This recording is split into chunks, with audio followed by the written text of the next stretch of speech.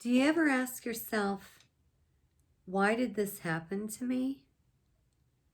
I'm author Christine J. Gilbert. My pseudonym is Marvela Dawnay, and I've written an adult series. Book 1 is Manipulated into Fear, There is Always a Pattern, and it comes in soft copy and hard copy. And then it also has received the 5-star Forward Clarion review.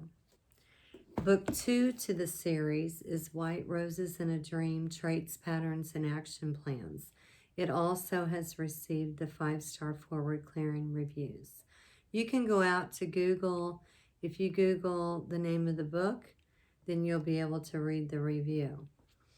My third novel to the series is Deep-Seated Secrets, Corruption, Lies, and Murder. My story is based on a true story. I want to take the time to read a little bit out of each book so that you will know what the story is about. I'm going to start with Manipulated into Fear in the introduction. In the beginning of my relationship with Rolf, he was dedicated to Christ, family-oriented, charming, kind, respectful, likable, and loving. He complimented me all the time, apologized for his actions, and knew how to make me feel sorry for him. Since he was like this, he could con me into doing things for him that I felt I should not do.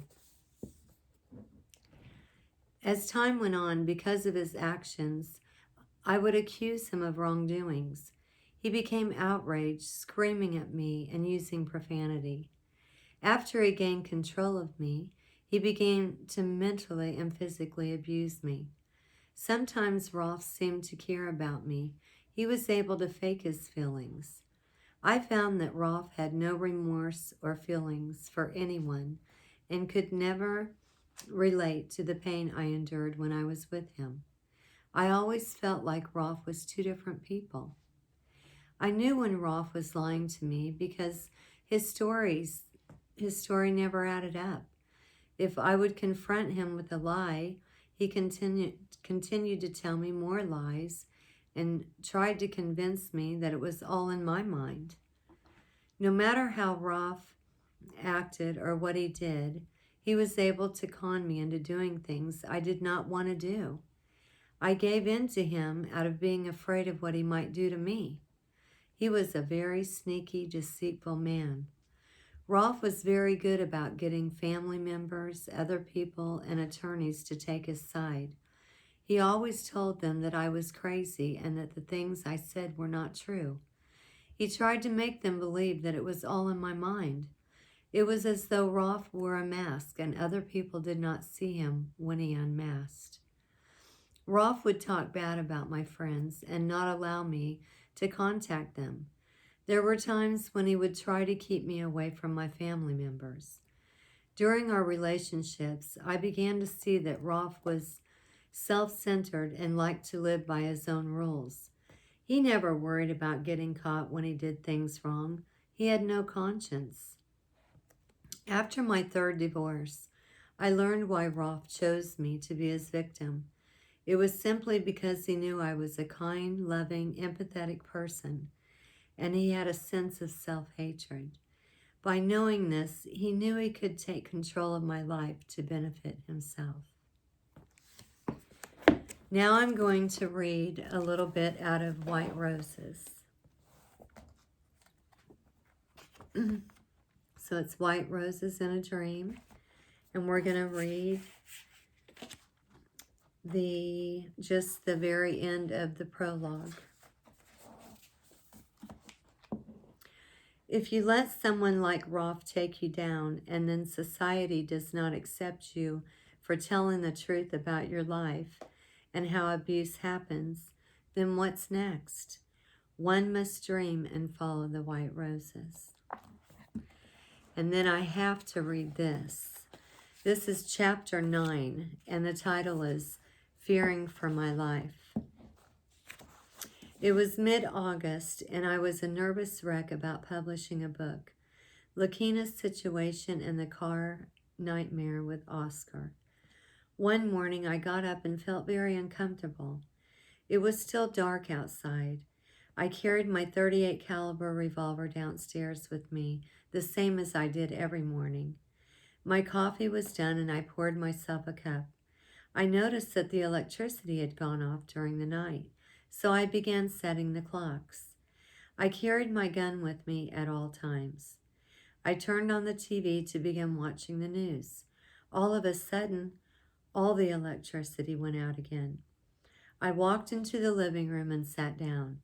I began feeling scared and in fear, not knowing if someone was in my house to kill me or if everyone's electricity had gone out in the area. I got up and walked to the closet to get my flashlight. I turned it on and proceeded to light candles.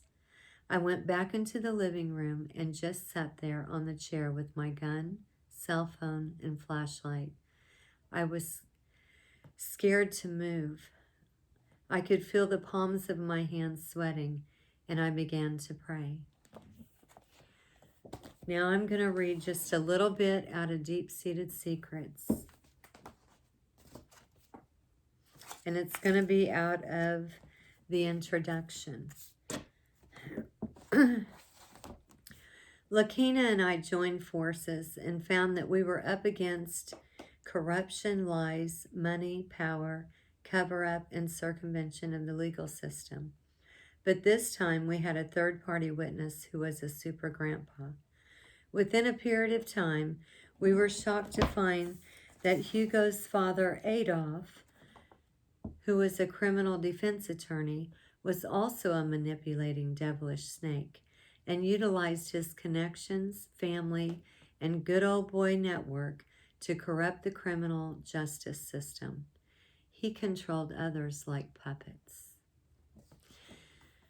So with that said, I just want to let you know that the story is very educational and it's helped many, many people, men and women, in their situations. And I have written my books because I want to share my knowledge with others, and I want to help you as much as I can. And as all of you know, that I have written Super Grandma and Super Grandpa, The Unknown Superheroes, book 1, 2, and 3. And then I've expanded by selling merchandise that goes along with the story. And my SG logo was trademarked on August 11th of 2020. And in that story, it's also educational, and I'm teaching children about safety and awareness. And with the society the way it is today, it's very important for them to learn about stranger danger, cyberbullying. They tour the fire station, the police station. It's about a lot of family and love. And so I hope that you will purchase those books as well. And you will also enjoy the story as a grandparent, as a parent. And to sum everything up, I just want to wish each and every one of you a Happy New Year. And I pray that our economy and everything gets better, and please stay healthy and safe. And thank you for watching my video. You can contact me at supergrandma@gmail.com. You can purchase my books at Amazon.com, Barnes & Noble, authorhouse.com. And I even have seen that bookstores are now carrying them. So thank you for your time, and I would love to hear your feedback. Thank you.